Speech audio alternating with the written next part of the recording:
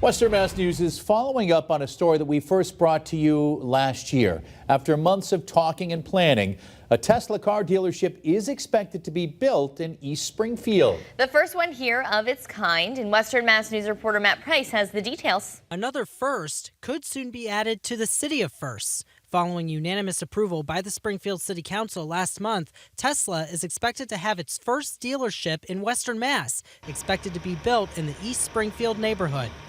They came back to the council in our last meeting and essentially asked for a special permit to add on the ability to do sales. This story dates back more than a year when there was a proposal on the table to bring a Tesla dealership to Burnett Road in Chicopee. But it drew pushback from the community and Tesla withdrew their plans. Initially, it appeared the Springfield site would be a repair center. But City Councilor Jose Delgado tells Western Mass News a sales component will also be a part of the project. Think of like whatever car dealership, when you go in, you get your oil change, you're fixing whatever. That's, from my understanding, that's what we approve. Right now, the current site at 365 Cadwell Drive is home to the former American Career Institute, which has been vacant for more than a decade.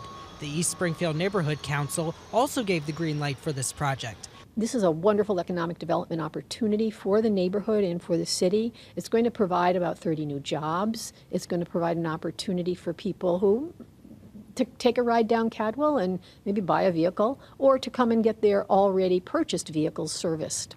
And Delgado says this could increase interest in electric vehicles in our area, especially for those with breathing issues. Maybe folks will start, looking into kind of switching over, especially with Springfield having, for a long time, one of the highest asthma rates in the country. So, I think any step towards that, I think, is a benefit to residents as well. Demolition of the vacant site is currently underway. When construction will begin remains to be determined.